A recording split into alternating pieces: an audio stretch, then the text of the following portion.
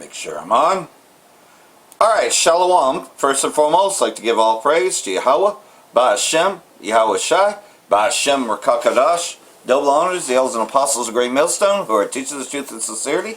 And shout out to Yakims out there in the four quarters of the earth proclaiming his truth. Braka the Yahweh, Braka the Yahweh Shai, Ba'ashem Rakakadash, Brakatum. So, day 3, better known as day 4, of the partial government shutdown, which is not covered that much in the news because it only really affects TSA, FEMA, and, ISIS. It's mostly has to do with ISIS, being the cowards that they are, having to wear a mask, because they don't want their identities revealed, and just, using brute force is what this is about. Part of the shit show. Because they're planning a war with Iran. They're already saying that Iran has, not complied with the impossible, resolutions. Didn't meet the red line standards, as Vance puts it, and we'll be looking into that because, like everything else, though, Ayatollah Khomeini is also saying, look, you attack us, we can sink ships. There's nothing stronger than the weapon that can actually sink ships. So like everything else, so these strike groups and all that, be prepared, because what this will mean, though, if Iran does retaliate and then sinks a bunch of them, you're going to see a lot of Edomites really wanting to rush to fight a war with Iran, especially if a bunch of troops, aka terrorists, get killed. Because, like everything else, though, people can change their minds really quick. Right now they're saying, no, we don't want a war. A war with Iran is not good. Oh, and they're going to blame Bush. They're going to blame Trump. They're going to treat him like they did with Bush, that, it'll cause chaos everywhere, especially in D.C. Maybe this is the orchestrated chaos that they want. Order out of chaos, right? Hegelian dialectic. But nonetheless, though, the government is, partial government is shut down, which, like everything else, though, we want it to crash. We want to see the end of Babylon the Great. We're hasting for that. Social media post from Fox and Friends saying that Homeland Security shutdown enters day 3 with no end in sight as lawmakers remain in recess and DHS funding remains stalled amid a partisan fight over proposed ISIS changes. Joining us now with more information and what we can expect later on this week is Madeline Rivera with Fox News. She's in D.C. Madeline, what do we know? Good morning, Corral. So this now marks the 3rd time at least part of the government has shut down in less than 6 months. Democrats and Republicans remain at an impasse over DHS funding. Democrats and Republicans are blaming each other for failing to reach a deal to fund the Department of Homeland Security. Democrats say the White House offer falls short, particularly on ICE oversight. The only way to ensure that ICE is actually reined in and brought under control, consistent with what the American people would like to see, is to change things dramatically, boldly, meaningfully through legislation, and that's what this shutdown showdown is all about. The White House says Democrats are being unreasonable in some of their demands and argues they should be willing to make concessions too. We have to protect law enforcement, our police, our border patrol, ISIS, and others in law enforcement. And I'm very much, look, I know what they want, I know what they can live with. Border Czar Tom Homan says immigration operations continue despite the shutdown. ISIS continues to enforce law across the country. He said ISIS. That's because ICE still receives significant funding through the One Big Beautiful Bill. Other DHS agencies, though, face disruptions, including TSA, FEMA, and the Coast Guard. It's almost like wait and see. So we'll just trust God and be positive. Go from there. About 64,000 TSA agents could be required to work without pay. Trust the Most are High. expected to receive back pay once funding. Well, he has controversy with this place. Congress gone for a previously scheduled recess. The shutdown could stretch through the State of the Union address that's happening on February 24th. Corral. All right, Madeline, before I let you go there, I want to talk about some of these international headlines as well, because this week we know that another round of U.S.-brokered peace talks happening in Geneva when it comes to the war between Russia and Ukraine. So what do we know about that progress? Ukraine is facing a lot of pressure from the White House to make a deal. You heard the president say a couple of days ago that Ukraine must make a deal. So that's the environment that Ukraine delegation officials are going to be walking into when they head into these trilateral talks between the U.S., Ukraine, and Russia tomorrow and over the next couple of days. There are still a lot of sticking points here, though, even though Ukraine says they want a deal, the White House says they want a deal. And some of these issues surround territory and also security guarantees, something that Zelensky has said he is not budging on. That's something he has wanted for a long time. We'll see if they can iron out those issues at these talks. All right, Madeline Rivera live for us down there in Washington, D.C. Madeline, it's fucking hilarious. So, like everything else, though, as the government shutdown continues, and like everything else, I'm just learning to use the VLC player as much as I can because, especially when I'm looking at videos, this thing loves to freeze. It could be my computer. I mean, all the other equipment is checked out, but it just, hey man, I have to call it out that Esau definitely is fucking with things, and I know that they are watching what we're watching. I'm not stupid. But I'll admit, I am not buying a Windows 11 computer. You know, hey, you know, I'm just trying to stay in a vehicle because my vehicle goes in later. Hopefully that all works out. You know, but I got the 2-year extended warranty anyways. So, but nonetheless, though, you know, I'm not buying another computer, and fuck Windows 11 anyways. World Economic Forum rocked as CEO faces investigation over ties to Davos. The World Economic Forum quietly launched an independent review earlier this month into CEO Brende over his past interactions with Epstein. Files released from the Department of Justice shows Epstein and Brende had 3 dinners in 2018 and 2019.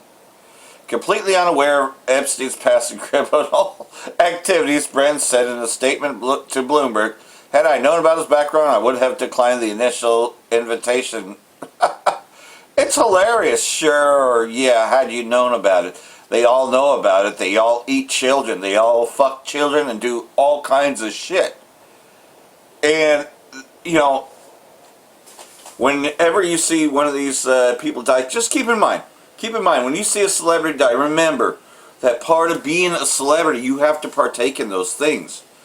They're not innocent in any way. Look at all the shit that, you know, they threw Bill Cosby under the bus, but look at all the allegations that came out against him, huh?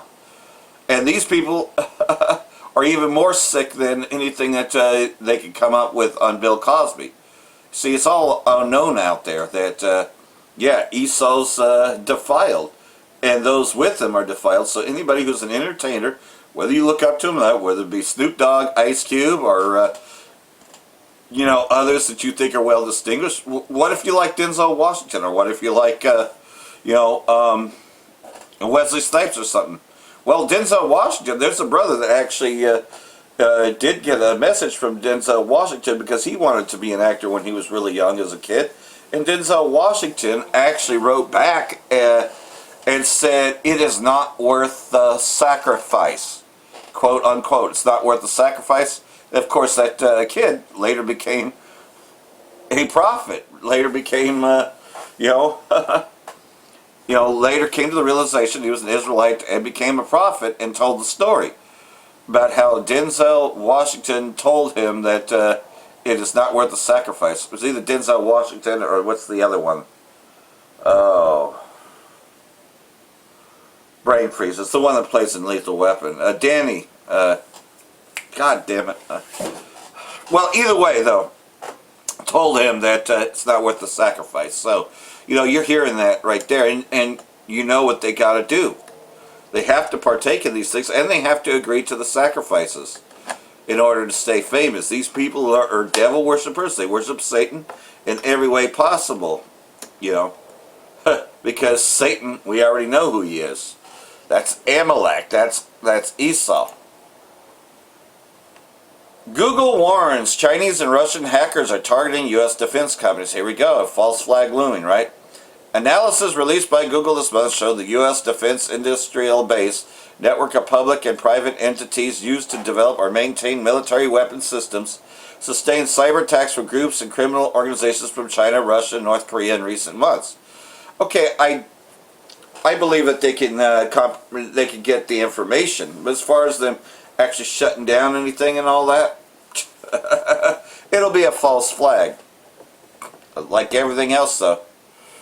Last year, Canadian and U.S. officials warned that Chinese state-backed hacking groups have targeted U.S. government entities, you know, which is blah, blah, blah, blah.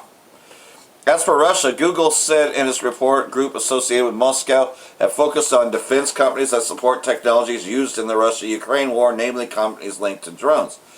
Well, no doubt that Russia has a way of obtaining information. I mean, you're out there. I mean, it's no different than World War II. You know, you're out there and you're posting messages. That's why they had to do radio bans in World War II, because, yeah, the Germans would actually be able to intercept the messages.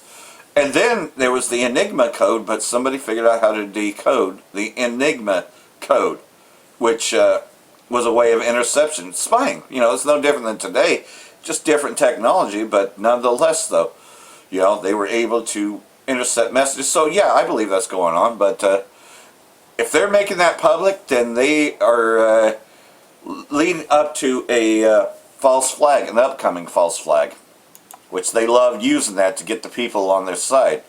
And what better way than, you know, to start a war with Iran and then have casualties to get people to support the war and get people to want to fight in a war and give them the excuse for everything else, you know, order out of chaos. Ramadan begins in Palestine, Gulf, Egypt, East Syria, more Muslim states to come. Palestinians in Gaza face food shortages, restrictions, and Israeli attacks daily during Islamic Holy Month. Palestinians in Gaza gathered for the pre-dawn meal on the first day of fasting as the month of Ramadan begins in several Arab and Islamic countries. And if you notice the timing of Ramadan, that's pretty close to the Passover, isn't it? Because the Passover, that's coming up in a few weeks. However, people in Gaza began observing the Holy Muslim month on Wednesday, still struggling to access food and clean water amid Israeli ongoing genocidal war despite the ceasefire. So, like everything else, though, you know, of course the Israeli state's going to continue the attack while they're in worship. Showing you these people don't worship the Most High, these Amalekites, you know, because, like everything else, though, they're supposed to be at peace, too, you know.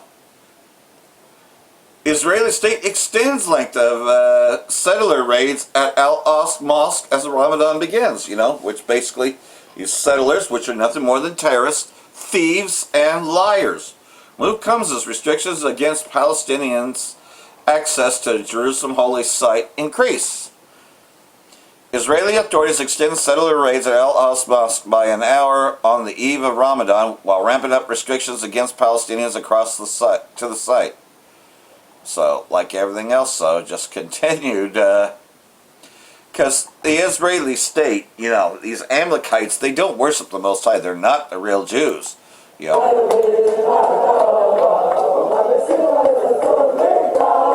For one, there would be peace worldwide if they were. That hasn't happened. There's constant war and threats of war.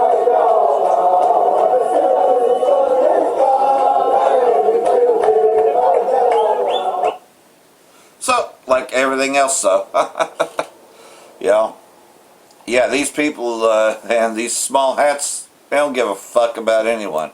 Why should they? They don't even share the wealth with their brother Esau. U.S. and Israeli state filled the Middle East with time bombs. Russia's Iran ambassador, so the ambassador to Iran from Russia, is saying, look, man, it's a ticking time bomb.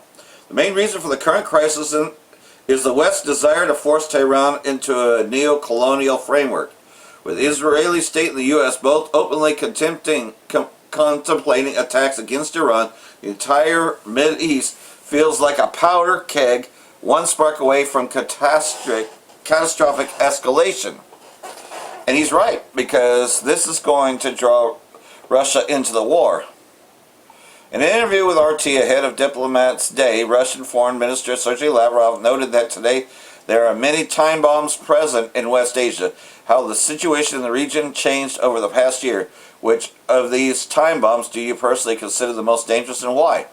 Unfortunately, the destructive policies of the U.S., Israeli state, and a number of Western countries have led to significant complication of the situation in West Asia over the past year. It is precisely as a result of their efforts that these time bombs emerged, that constructively minded countries in the region and now are attempting to defuse the joint diplomatic efforts.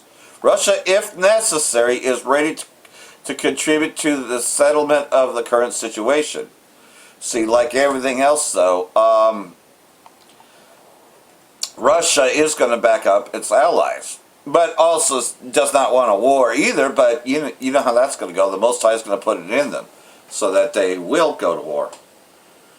Gaza Palestinians living along the yellow line and endure daily Israeli attacks. As the Israeli state pushes the boundary deeper into Gaza, families describe nightly gunfire, displacement, and ceasefire in name only. Yeah, they're just saying that there's a ceasefire, you know, because Trump and Netanyahu cannot tell the truth, you know, whatsoever, you know. But these dumbass Edomites, they can't even admit that Trump has failed them. He lives along the Israeli-imposed demarcation zone known as the Yellow Line, where Israeli ceasefire violations become routine. Explosions wake people up every day, the Palestinian men who wish to remain anonymous for safety reasons. We also hear bullets whistling overhead. Shooting doesn't stop all night. Khan Yunus of southern Gaza said the gunfire usually begins in the evening and continues until dawn, punctuated by the deafening blasts of homes and being demolished beyond the line. And that's just it, though. You see, neither keepeth at home, right? Because there was a deal a long time ago, and obviously you know who's breaking that deal. So like everything else, though, this you know, so-called peace talks, well, that's just it. They're going to use it as a pretext to attack Iran. So here we are, though. Iran's response to everything, and from RT, you know. We can speak now live with Tehran University Associate Professor Hassan Ahmadian, who joins us from the Islamic Republic's capital. Hassan, good to have you on the program with us. The Iranian government has sent a clear message that, on the one hand, it is open to a deal with the U.S., but on the other, it will not be intimidated by Washington's military pressure. What's your take on this position? Well, it's basically mirroring what the United States is putting at the table and on the ground. The United States is threatening confrontation and an attack on Iran, while at the same time saying that it prefers diplomacy. The Iranians are responding in kind, saying that we are ready for a deal, for diplomatic deal and diplomatic settlement of the issue. But at the same time, if the United States choose to go for a confrontation, the Iranians also have what they can bank on in confronting the United States. And the drill that we saw yesterday, military drill in the Strait of Hormuz, and the talks by the Supreme Leader and other officials and commanders suggest that Iran is basically ready, as opposed to back in June when it was negotiating and it was caught off guard by a blitzkrieg by the Israelis backed by the United States. This time around, the Iranians are talking to the United States with their eyes wide open, ready for a confrontation. That's the two sides of the Iranian mindset at this point, talking to the United States. Iran's foreign minister says these latest talks have helped to lay the groundwork for a possible deal, but both sides still have plenty to work out. Do you believe either side is ready to make any serious concessions necessary to reach a deal? Well, it depends on whether or not they stick to what they have already agreed on. They agreed to talk about a trade-off between Iran's nuclear program, the limits that Iran would agree to put on this program, the transparency with which Iran will deal with the IAEA with regards to its nuclear program, in exchange for sanctions relief.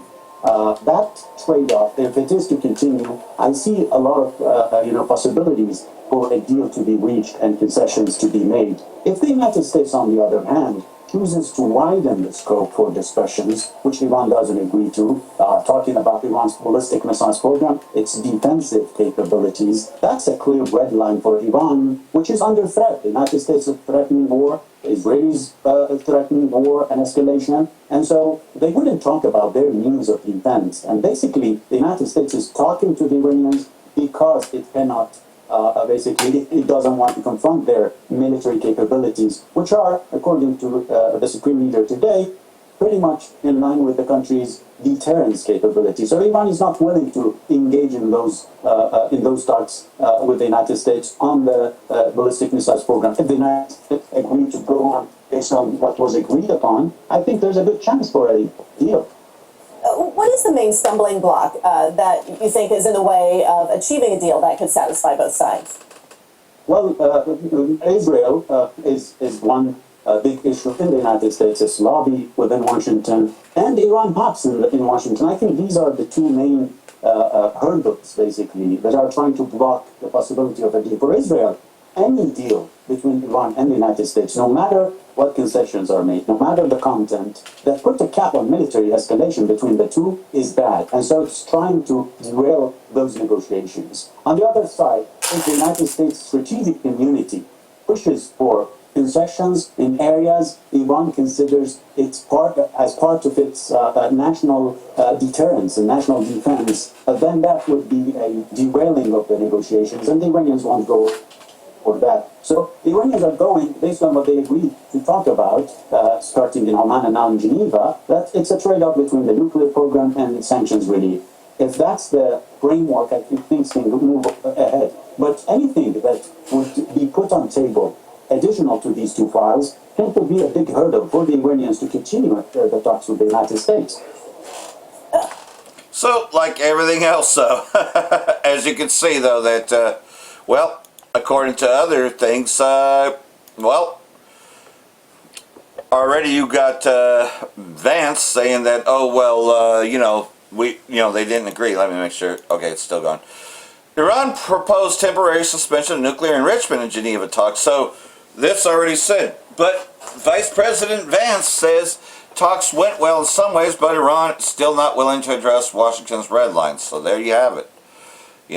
Even though they stopped enriching, they still, didn't match the red lines because the red lines are impossible. Vance says Iran unwilling to accept some U.S. red lines after Geneva talks. U.S. Vice President Vance said on Tuesday evening that Iran is not prepared to recognize some of the red lines set by President Trump. In an interview with Fox News, said the talks with Tehran went well in some ways, but added in other ways it is very clear the president had set some red lines the Iranians are not yet willing to acknowledge and work through. He added that Trump is very much trying to find a solution. Same bullshit. U.S. Gerald Ford crossing the Atlantic Ocean as U.S. continues major buildup to prepare for attack against Iran. The aircraft carrier USS Gerald Ford and its strike group are crossing the Atlantic Ocean and headed towards West Asia. Okay, this is just kind of a follow-up of what you already know, because we already watched the video yesterday, but nonetheless, though, got to reiterate it. The Ford left the Caribbean after operating the waters for several months as part of Operation Southern Spear, which saw the end of Nicolas Maduro. The Ford will be the second U.S. aircraft carrier entering U.S. Central Command's area. U.S. has also positioned additional fighter jets at its base in the region. So, like everything else, though, they think that they can intimidate them. Well, nonetheless, though, also Ayatollah Khomeini said that there's nothing better than the, missiles that can sink it, so got that as well. So, nonetheless, got to reiterate what Khomeini said as this report goes into, because, hey, they're not going to be intimidated. They're not going to be intimidated by the U.S. bullying, and not to mention Russia's going to back them, as the scriptures tell us very much so. به نظرشون میرسه که مرتبا میگه رئیس جمهور آمریکا که ارتش ما قوی‌ترین ارتش دنیاست.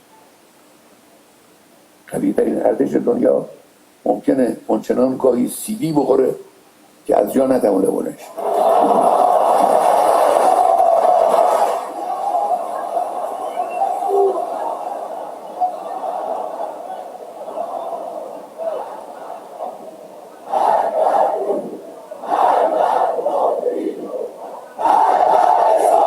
میگن ما ناو فرستادیم طرف ایران. خیلی خوب، ناو البته یک دستگاه خطرناکی است، اما خطرناکتر از ناو اون سلاحی است که این ناو رو به قعر دریا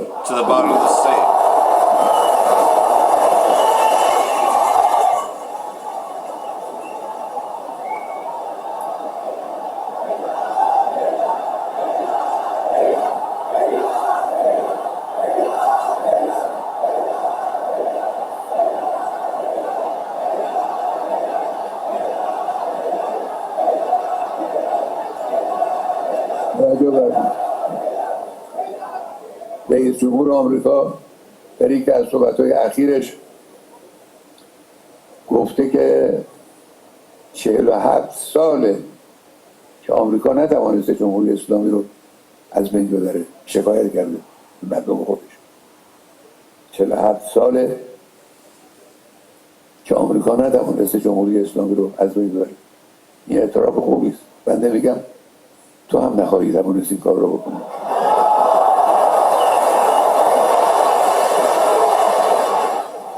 This was the recent statement that came from the supreme leader of Iran in an outright challenge to the United States regime and the American President Donald Trump following the repeated aggression attempts and also escalations against Iran. Very direct language coming from the supreme leader of Iran. What's behind these words, and how do the statements of the supreme leader of Iran align with the recent statements about good progress, as it was described, of the negotiations between the United States and Iran in Geneva, especially after multiple statements came out, but with very limited information about what took place in that meeting and what they actually spoke about. Let's begin with what J.D. Vance had to say. J.D. Vance said that Iran has not agreed to all red lines set out by Trump. Now, that's something that we've mentioned several weeks back, not because it was unknown, but because Iran made it very clear, their red lines, and that they will not be adhering to this ridiculous proposition of the United States to adhere to Israeli demands in negotiations that are taking place between supposedly the United States of America and Iran. This message isn't only to the world from J.D. Vance, but it's also to Israel. So Iran did not agree to the red lines of Israel that were imposed on Trump, that he later went to Iran with, although he did not have them in the beginning whatsoever. As a matter of fact, Donald Trump didn't have any red line. It's only when the Zionist lobby orders him or pushes him to, he goes ahead and he obeys. Now that's not something good, of course. Wag your tail. Obey. Here's your treat. That is abiding by the will of a foreign entity that doesn't necessarily have the interests of the United States at heart. But Donald Trump is still proposing those red lines.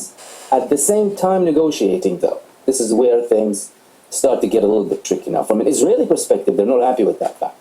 As a matter of fact, in Israel, they're speaking about a horror, nightmare scenario should there be an attack against Iran. What are they speaking about with this nightmare scenario? In Israel, they're saying that the nightmare scenario would be Iran shooting literally all of their missiles on Israel. They're pretending like they're going to be able to defend themselves after this attack by this multi-layered system that Israel says it has, the Arrow 3, Arrow 2, more like Marrow 3 and Marrow 2 than the David's sling and the Iron Dome. We saw their effectiveness. We saw their effectiveness in the last round with Iran. We saw the effectiveness when the dozens and hundreds of missiles were landing on Israel. We saw the effectiveness of Israeli missile defense systems, air defense systems. They haven't been able to do hardly anything against the missiles of Iran, because if they did, by the way, Israel would have continued its aggression against Iran. Israel only stopped because Iran was raining down on them when the world was celebrating the Iranian attacks on the genocide state, finally seeing someone punishing the genocidal apartheid state for the crimes it has done, although it didn't come even close to, of course, the Israeli crimes in Gaza, but at least they had a taster, some taste of what can happen when they go in and attack against Iran. So they're very worried. How likely are they to defend with this so-called multi-layered system that they have? Well, they're going to be blown to pieces if they attack Iran. They will be ripped to shreds. Israel will be annihilated if they attack Iran, or if the United States attacks Iran without even Israel participating. Because Iran knows the weak point. Iran knows Israel is the US and the US is Israel, and they will be hitting Israel. They will be landing so many missiles that they will be begging for a ceasefire. The Israelis will start begging from day one. As soon as several hundred missiles come from Iran against Israel, it's game over.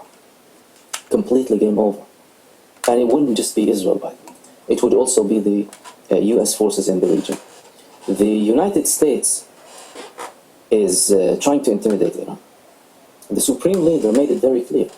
The Supreme Leader told them that if they would attack, or they're trying to intimidate the Iranians, in other words, with their warships, but their warships can sink to the bottom of the ocean.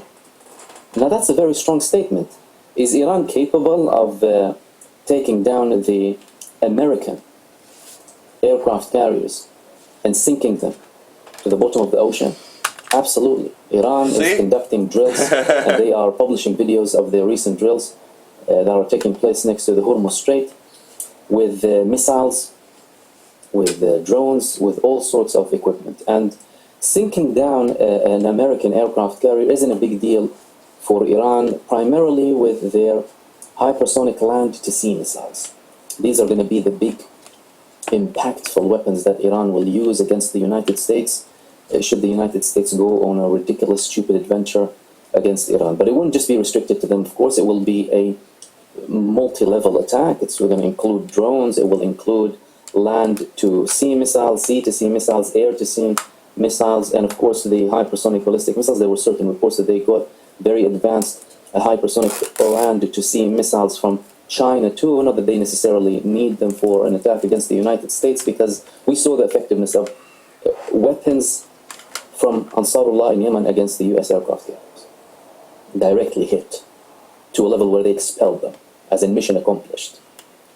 Therefore, Iran, which is incomparable to Yemen in its power and its capabilities, it's more than easy for them to sink down an aircraft carrier. Yes, the aircraft carriers are very big, and like the Supreme Leader said, they are dangerous, but what's more dangerous is sinking them down to the bottom of the ocean. And sinking them down to the bottom of the ocean wouldn't be a statement that the Supreme Leader of Iran would have come up with had he not been able to, had Iran not been able to actually sink the United States ships to the bottom of the ocean. Now, of course, this is still in the realm of the unknown so far. But the United States, with this second phase of negotiations with Iran, whether they are intended to mislead Iran and then attack, or if they are actually serious, what they are doing, more than anything, is proving how powerful Iran is. This is the thing that gives Iran, from an international perspective, the image of a very powerful country, to a level where the United States, with all of its aircraft carriers trying to terrorize and bully the world with them, and all of this deployment, is going there and sitting and negotiating, and they are proposing meetings with the Supreme Leader of Iran, who is refusing to meet. That is what's called dignity. That is called power. That's something that some people don't understand, by the way, and refuse to see when it comes to Iran. Iran managed to impose its position, telling the United States delegation, the Trump regime delegation to be more accurate, we're not going to adhere to any red lines. Tit for tat, sending a drone to the aircraft carrier. The Supreme Leader saying that we can sink it. It's going to be even more dangerous to sink it.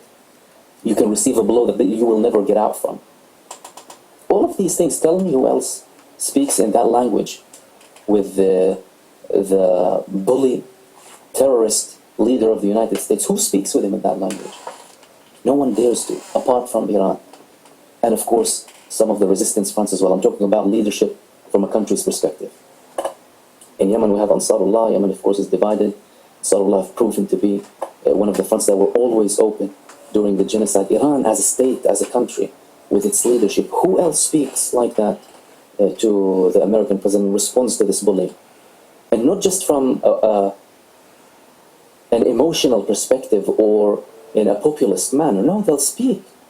They wouldn't necessarily threat without any substance. They will have a backing, but they will also talk. Because if they would achieve the desired objectives without going to war with the United States, it would be preferable. And like everything else, unlike Bashar al-Assad, which Bashar al-Assad did stand against Babylon the Great in Israel for years, the Israeli state. You know, Syria didn't back down. It took them years to take down Syria. Unlike Libya, which unfortunately Muammar Gaddafi, well, yeah, Bashar al-Assad did the same thing.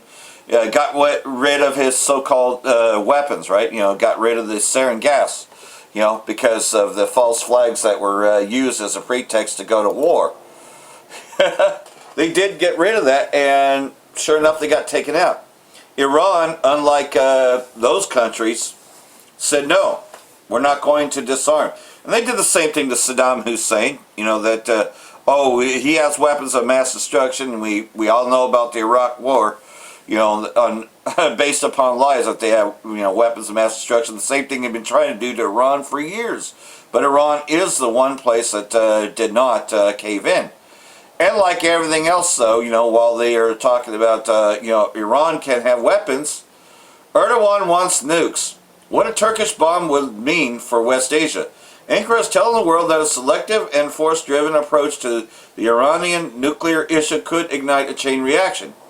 In Ankara, the idea of Turkey one day seeking a nuclear weapons option has never been entirely absent from strategic conversation.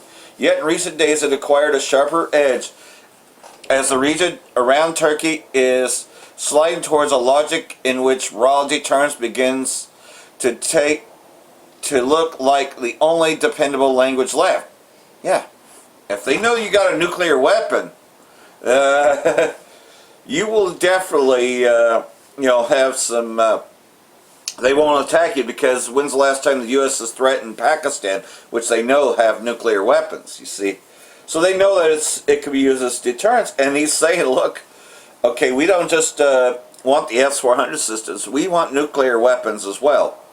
You know, and Turkey is very much named in the scriptures, better known as Gomer and all its troops. So they're all going to come down to the Valley of Jehoshaphat.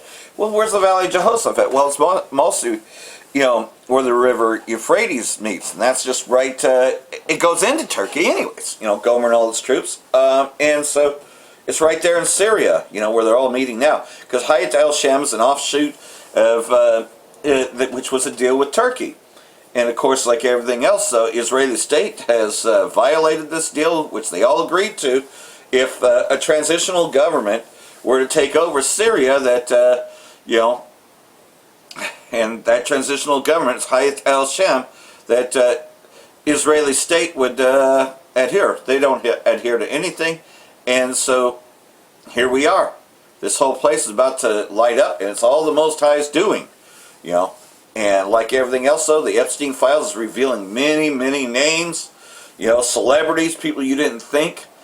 And at the time Esau Edom's being exposed, you know, this war is coming up, you know, as well as the economic ramifications, which, you know, in this economic war and all that, they're going to do some sort of event to get rid of the dollar completely. So, like everything else, though, this video goes on to how we're on the brink of the war. Well, yeah, you shall hear wars and rumors of wars, famines, pestilence, earthquakes in diverse places. But the end is not yet. But we're drawing closer. The men of war are drawing closer into that valley. So, we see the lineup, you know. We just got to wait. But nonetheless, though, see these Edomites panic because it means that everything we've been saying on the streets is true, that there is going to be a nuclear war and it's going to destroy Babylon. So here we go, a scenario, and hey, the days are numbered, you know, that this war will break out. The anticipation of a war, you know, like everything else. So if those ships get sunk, the CVs, I guarantee you, Esau will be marching towards war, you know, that all the Edomites will support Chump, you know, and, you know, in a war with Iran, which is probably what the Israeli state wants, is full support of the people too. So I could see them deliberately setting all those people to be killed just so that way they could actually have their war with Iran. Isn't that really what it's about? That is absolutely wild and bombastic, to say the least here. And again, lots of people like to fill this conversation with lots of loud noise, screaming, and generalizations. We don't do that here. You appreciate it. You're here at the right channel that's been navigating and talking about these complicated, convoluted issues for an extremely long time. Now, let's just get into it, because the news is very fast.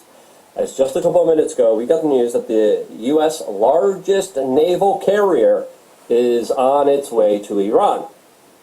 This says last week, we also reported how there were other major naval assets headed from Venezuela, towards Iran. There's now reports of over 50 U.S. fighter jets, including F-35s, F-22s, F-16s, being sent to the Middle East within the last 24 hours, as well as refueling vehicles, as now we have a very comprehensive map of some very big, significant military hardware, as Mario Nafal writes. This map shows just how much U.S. military hardware is currently deployed across the Middle East, Europe, and the Pacific, as tensions with Iran are escalating. Two full carrier strike groups are forward deployed right now. The Gerald R. Ford and Abraham Lincoln, each carrying 9 squadrons of aircraft, alongside dozens of destroyers and hundreds of fighter jets.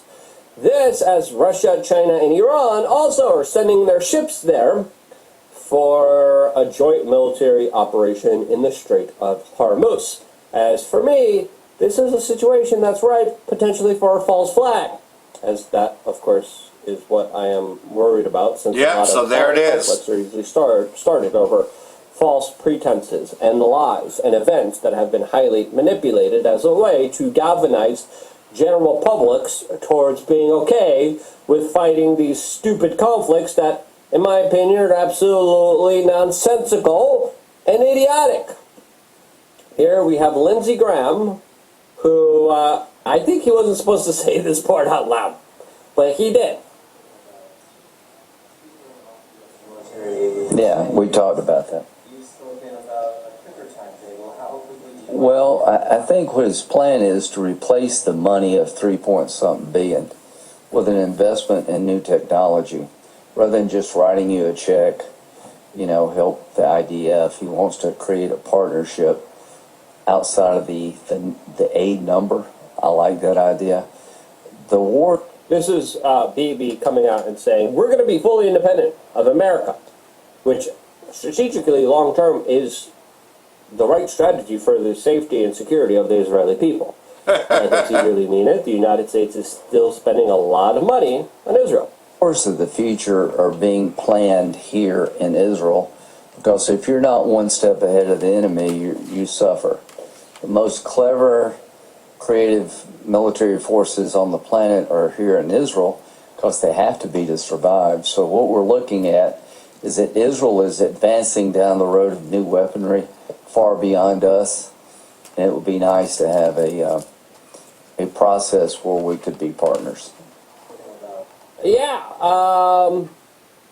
that's a pretty telling statement here. As a lot of people are saying, for once he's not lying.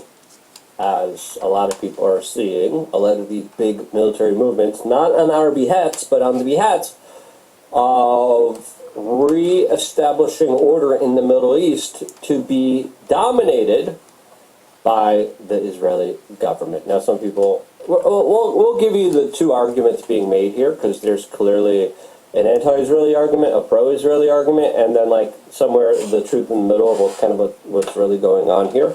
I think the Bibi strategy is really bad for the Israeli people and the Israeli state, personally. I'll tell you why, is of course they are just delving themselves into the huge amount of chaotic, crazy, wild situations that are very unpredictable, that are very dangerous right now. Especially with Iran, with Russia, with China. Like, at any moment, it could be detrimental over a mistake, right? So, first thing I'm thinking about, oh wow, perfect opportunity right now with Russia, China, Iran, their naval assets, American naval assets there, for a false flag opportunity to happen, to be blamed on one another, and then boom, you have an excuse to start the war and justify. Second thing I'm worried about is the military isn't made up, the average crew member isn't made up of the smartest people. They sometimes make mistakes. There could be a miscalculation, there could be a reading, there could be a warning, there could be something that's misinterpreted as a threat. People could overreact, and in many instances we have been very close towards World War based on accidents that luckily were prevented. There was one Russian submarine that was literally given warnings, nuke America, based on false readings and false reports. Luckily they decided not to. But that's the type of scenario and situation we're involved in now, is of course we have a lot of people We have interesting comments from Trump, J.D. Vance, and former CIA officers talking about how absolutely demonstrably dangerous this could all be. But before getting into that and a lot more, just really quickly, we wanted to tell you about We Are Changed Up. Yep. So, like everything else, so dangerous escalations. You know, underestimating what your enemy is able to do, right? We know that Babylon the Great is notorious for underestimating responses, you know. And like everything else, though, we know that, you know, I'm seeing a scenario where they actually lose some CVs. And that would be the perfect way to get people in there. It wouldn't even be a false flag because, yeah, they tried to attack Iran and lost. You know, that'd be the perfect way to get the support. So like everything else, though, Yahushua is coming back before this war begins to gather his elect, but also, you know, to, in the midst of the war, when the missiles are hitting, to gather his elect, but also to destroy Russia and its forces, to destroy, you know, Gog and Magog, you know, which is Russia, because Russia's going to be the one that takes out Babylon. But remember, this is a war against Esau Edom altogether, which would include the Russians, right? So it tells us here in Ezekiel chapter 38, verse 2, Son of man, set thy face against Gog, the land of Magog, the chief prince of Meshech and Tubal, and prophesy against him. And so basically what that means, though, is that Russia's also going to be destroyed, you know, in that day. And thus saith the Lord Yahweh, behold, I am against thee, O Gog, the chief prince of Meshech and Tubal. You know, and so like everything else, though, is the Most High himself, Yahushua, that's setting them in array, you know, to come to the defense of all these places, just so Yahushua and the angels can destroy Russia at the end of the day, because that's the final nail in the coffin of Esau Edom, is destroying Russia. No superpower can stand up against Russia. And that's all on purpose, just so Yahushua and the angels can destroy him. And I will turn thee back and put hooks into thy jaws and bring thee forth all thine army, horses, and horsemen. So you're seeing that. You're seeing that Russia's coming in and nobody really wants to stand up against Russia. They don't really want a full-blown war with Russia, because even the last guy said that if those nuclear submarines were to get attack orders against the U.S. would be wiped out. All of them clothed with all sorts of armor, a great company with bucklers and shields, and all of them handling swords. Remember what Vladimir Putin said, that 4 Satan II missiles, which are the equivalent of 72 missiles, nuclear missiles. That's what the Satan II missiles are.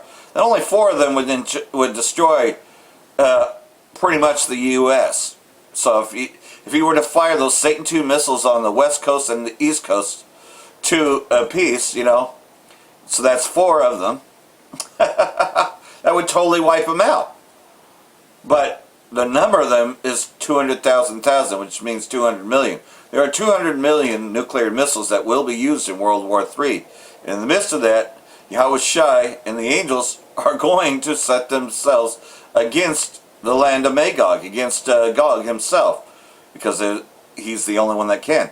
Persia, Ethiopia, Libya with them, all of them with shield and helmet. Gomer and all its troops, the house of Degarma in the north quarters and all its troops, and many people with thee. You got to remember, Gomer is now inquiring, we want nuclear missiles too. You know, because they have the systems from Russia already. And they want it as a form of deterrence. Because anybody with nuclear weapons, the U.S. will not attack, because they know that those missiles will hit. Be thou prepared, and prepare for thyself, thou and all thy company that are assembled unto thee, and be thou a guard unto them. So, that's what you're seeing on the battlefield. And like everything else, though, you know, is this, is it going to happen right now? Not until, you know, we're going to see the CVs getting sunk, probably. But this full-blown war will not happen until the mark of the beast is mandated. And it will be, because the digital wallet's coming out next year. We're going to see this war, and it's going to come quickly. It only takes 1 hour to destroy Babylon the Great. And like everything else, though, we pray that we're not caught in that destruction. That's why we say hopeful elect.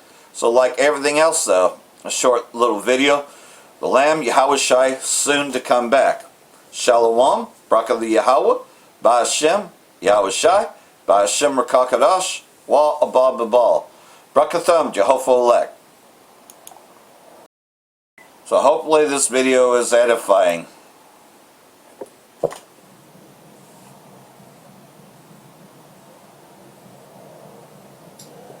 Revelation chapter 14, verse 1. The headline reads, the Lamb and the 144,000 on Mount Zion. And I looked, and lo, the Lamb. And I looked, and lo, a Lamb stood on the Mount Zion, and with him 144,000, having his Father's name written in their forehead. And I heard a voice from heaven as the voice of many waters, and as the voice of great thunder. And I heard the voice of harping with their harps. I like to give all prayers and honor and glory to Yahweh by Hashem, Yahweh by Hashem, the Wadi Yamashim Shah, for doing us the apostles and the others of great millstones, deserve of honor, rightfully so. Shalom to the Akim, pushing orders of sincerity and truth, against faith-based. For what's to come. What is to come? Race wars, famine, consequences, and starved by D-chippers, the mark of the beast. 200 million missiles in the slaves of America. Simultaneously, the church of Lord, the hopeful records of the chambers. Simultaneously, the church of Lord, it's amazing things, the ungodly, and heathens. Rightfully so. I'll reconcile the Lord to the cross of this video. Just a blessing seeking salvation out of this filthy place, spiritual known. The Sodom and Gomorrah, Egypt, Babylon. All of the filthy customs I've taken apart. Right now, the time is 6:56 a.m. in the morning. Wednesday, February 18, 2026. I hope 2026, the year of apostasy, agents, and sellouts, and Jacob stuff. We're on observation mode. So at this point of the this movie, we can say these things, man. We got the ice out. We got the we know exactly what we're supposed to be doing. When the proper time, we're supposed to be out there in the hedges. Out in the hedges and proclaiming what is to come. And there's no it's not over yet. And we're not in the new covenant. And you're gonna know we're in the new covenant. Because you're gonna be walking on air. You're gonna be seeing through walls, you'll be seeing laser beams into your eyes. Okay? Because you're gonna in the new covenant, so like this thing about us, when we obtain this new covenant, we're gonna be 100% perfect. Not 80, not 50, we ain't gonna have no fingers tingling and shit, toes swelling up. We're not gonna eat unlawful food, eat a piece of something, whatever. Whatever we do now that affects us won't be affecting us when we get those bodies back. I'm one of those that get the bodies back. So right now, we have to keep calm, stay focused, and follow the Lamb. Because he's gonna give us those crowns.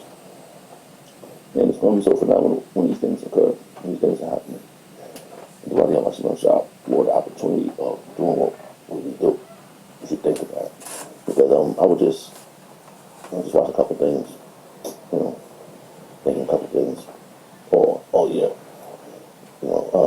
An individual I knew in the world, to the spirit world. He's back in the spirit with the Lord.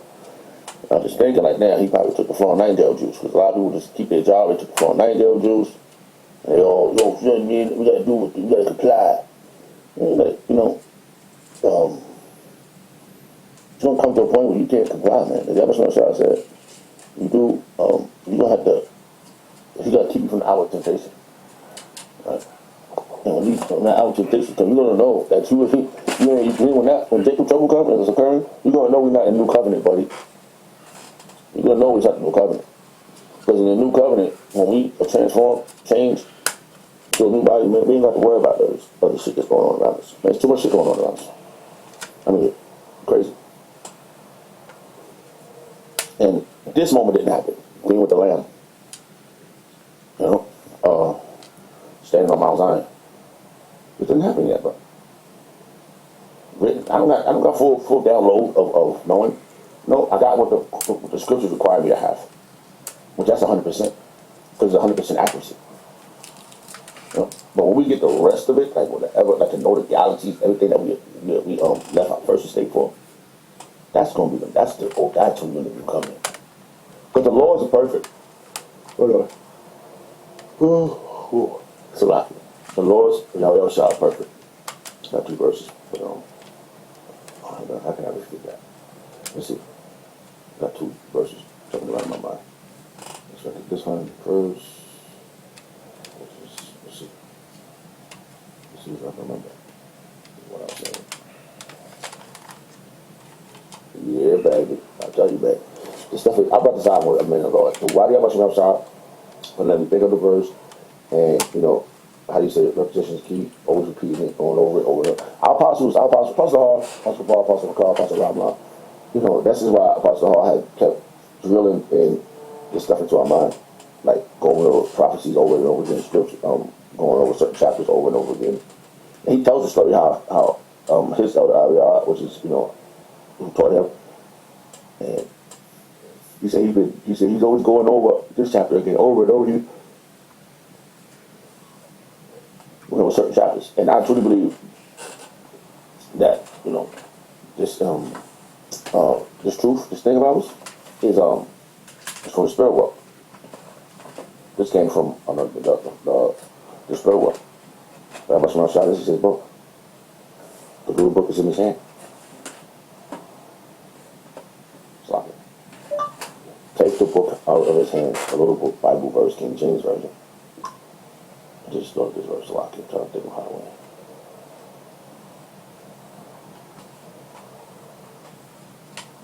See? Revelation chapter 10, verse 10. And I took the little book out of the angel's hand and ate it up. And it was sweet as honey. As soon as I had eaten it, it made my belly bitter. And this thing is, you got, how you say, Just going to give you a bit of taste based upon what you have learned. It said,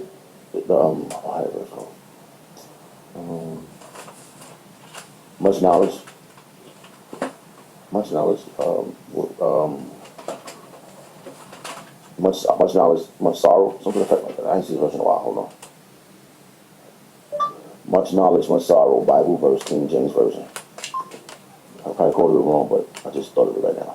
Yeah, here you go. Ecclesiastes chapter 1, verse 18. For in much wisdom, it's much grief. This thing is, it could be a burden, but you know what? Remember the promises, man. Remember what he told you if you endure to the end. He said he's going to give you eternal life. I told you.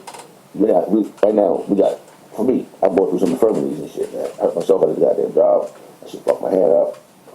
You know what I mean? I'm grabbing shit, trying to, and the body can't take this, Those spiritual bodies, those super hero bodies that's over there, there's superhero bodies up there, you understand?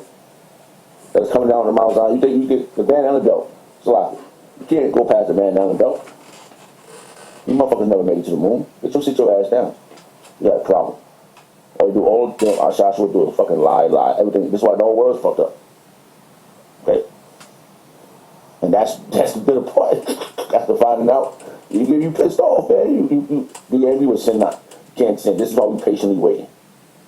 We wait for that moment when we come down. New Jerusalem. You understand? Let's get that real quick. Let's get that real quick. Alright? New Jerusalem. Hold on. Let's put this on. I'm gonna show right there.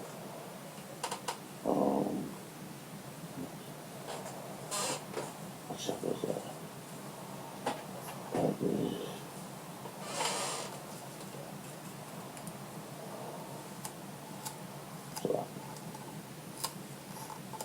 Yeah. Revelation chapter 21, verse 1. And I saw a new heaven and a new earth. For the first heaven and the first earth were passed away. And there was no more sea. And we don't want you people out here running amok. It's going down, man. Hey, man, you can see it in real time. This place has become feminine so much, man. This new heaven is going to be our kingdom. This new earth is going to be our dominion. It's going to be phenomenal. As it is in heaven, so will be on earth. And if this is heaven, we ain't got a fucking chance. Because these motherfuckers, they don't do a shit. Now, Shinesville, the pasty face look, nah, they might not be our shots, they might be Jake. But that pride upon them with that pastiness, they think they can live because it's gonna be forever. They go around taking people gasoline. It's a lot of they're crazy, man. So we're gonna take you and put you in your place, Joshua. We're gonna take you and the so-called Japanese, the so-called Chinese, the so-called Muslims. We're taking y'all. We're gonna put y'all in y'all place. And then we don't mix breeding no more. Mixed nation, mixing up. No. It's gonna be phenomenal. Yeah. Oh, shit, it's a lot. It's gonna be the best thing ever. We're in observation mode, man. We just watching all these things. When it happens, like I said, we're in observation mode. When it happens, man, it's gonna be so much grateful when we see the C-hip get pushed, when you see this dollar collapse, or hell breaking loose. This is what we're going to see if we wanted them. I don't know, but I feel great doing this. I feel like it's meaningful, it's possible, it's whatever hope. It's culminating with hope. You know, anything's possible. You have a shot. Right? That's what it says. Right? Nothing is impossible with Yahweh. Nothing's impossible with the Lord Bible verse, King James Version. So we ain't checking for y'all right now. We got enough problems, man. Like, we do, man. As say one individual around, no, we want the whole enchilada. We want the whole enchilada, man. We want all the nations. Start with Ashashi. Ashashi, man, you can clean the earth up. Everybody's gonna watch you. We're gonna have past masters. They're watching each other. This one, this, and we're going to cherries floating around the sky. Watching all y'all. Watching all